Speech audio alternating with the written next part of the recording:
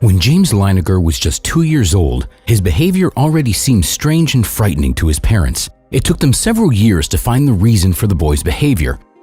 And when the reason was found, they couldn't believe it. The only plausible explanation was that the boy is the reincarnation of a fighter pilot who died at the end of World War II. After watching the video, tell us your opinions in the comments. Enjoy. Plane on fire.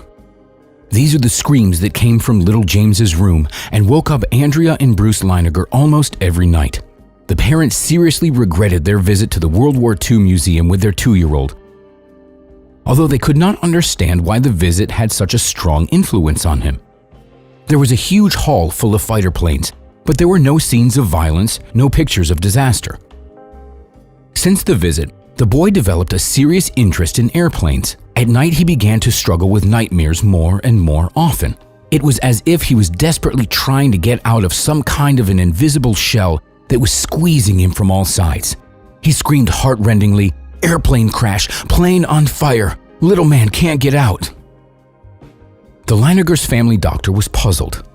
Nightmares and night terrors are common for children, but usually this phase occurs at about 4 years old. James's nightmares began much earlier and recurred with frightening consistency.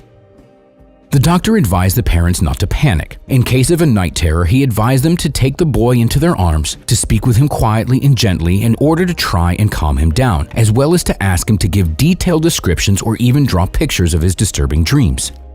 Even though James experienced more and more nightmares at night, during the day he gave the impression of being a generally happy and healthy child. This phase, however, lasted only for a limited time. Soon, the strange behaviors also started to occur during the day. One time, Andrea showed her son a model airplane in the window of a toy store and said that there was a bomb under the pilot's cabin.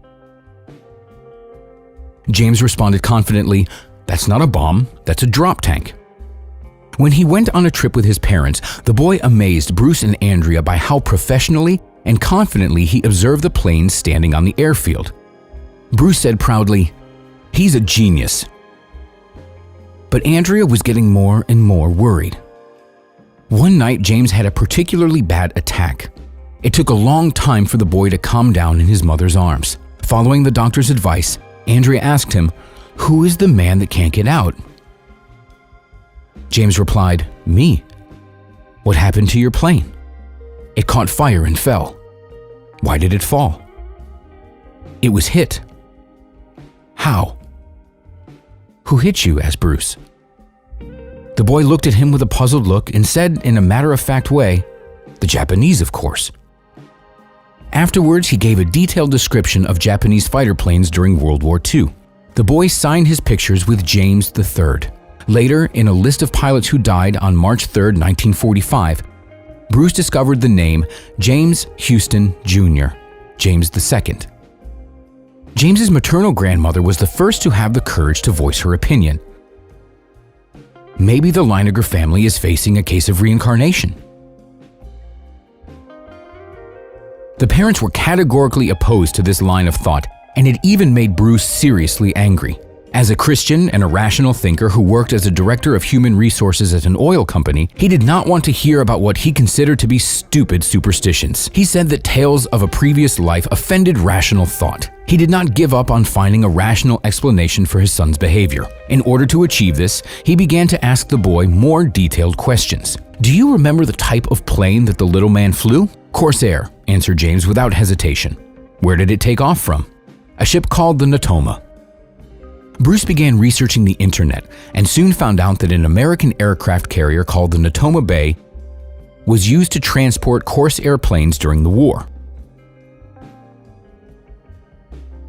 Intrigued by the coincidence of those two details, Bruce continued to have conversations with his son.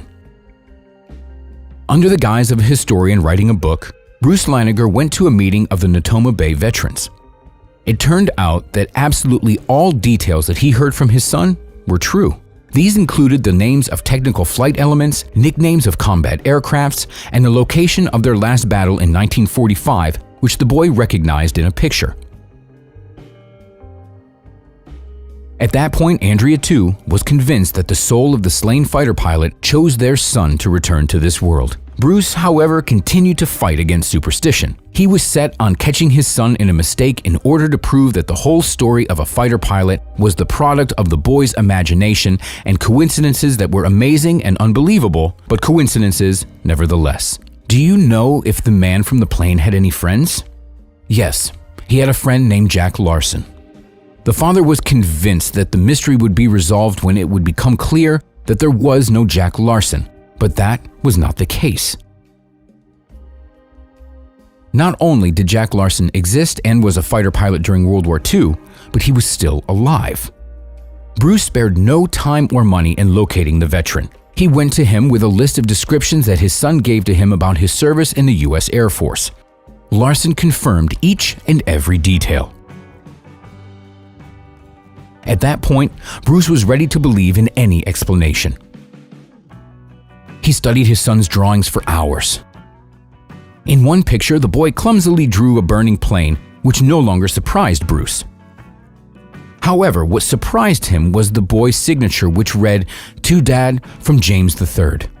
Why the third? There was no James Sr. or James Jr. in the Leininger family. James Huston was a fighter pilot whose plane was hit in 1945.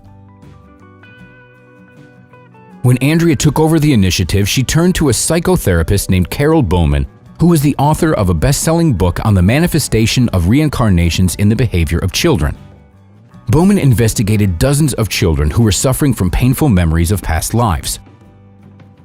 She told Bruce and Andrea that their son was not unique and that such vivid manifestations of reincarnation usually occur in instances of violent deaths. Her take on the situation was that the soul was so saturated with past trauma that it couldn't rid itself of it even as it entered into the other world. This explanation no longer seemed strange to Bruce and Andrea. The psychotherapist advised for the parents to speak to the pilot directly when they were comforting their son because the pilot still lived within the boy. They should ask James to recall his nightmares as if they were actual memories, not dreams. The boy's night terrors really did become less severe. The boy woke up screaming and crying less frequently, while Bruce continued to study the history of the Natoma Bay and the list of slain pilots. One day, the final piece of the incredible puzzle was found. On a list of pilots who were hit on March 3, 1945, was the name of James Huston Jr. In parentheses, it said, James II. If all of this was true, it made sense that little James thought of himself as James III. In 2004, when James Leininger was 6 years old, his story was featured on the front pages of major newspapers and gathered a huge audience on primetime on ABC. One of the most fascinating scenes was the Leiningers' family visit to Anne Barron, the sister of the late James Huston Jr.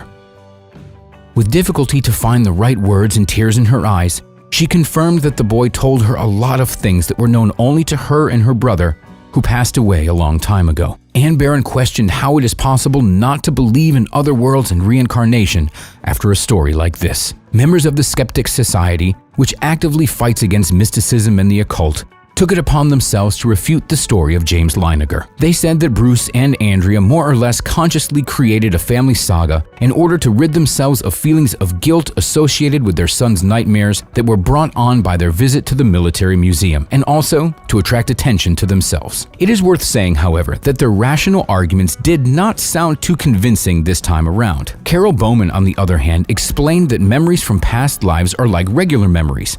Events, places, and objects can force images or sensations from the past to re-emerge.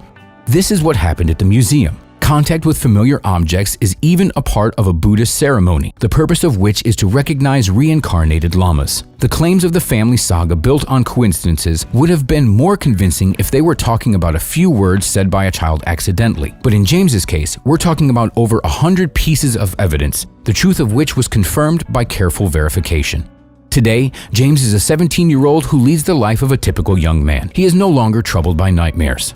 Memories from his past life stopped appearing to him ever since he and his parents went to say goodbye to the deceased pilot. He said a prayer and dropped a bouquet of flowers in the ocean off the coast of Japan, where 75 years ago on March 3, 1945, the plane of James Huston Jr. caught fire and crashed.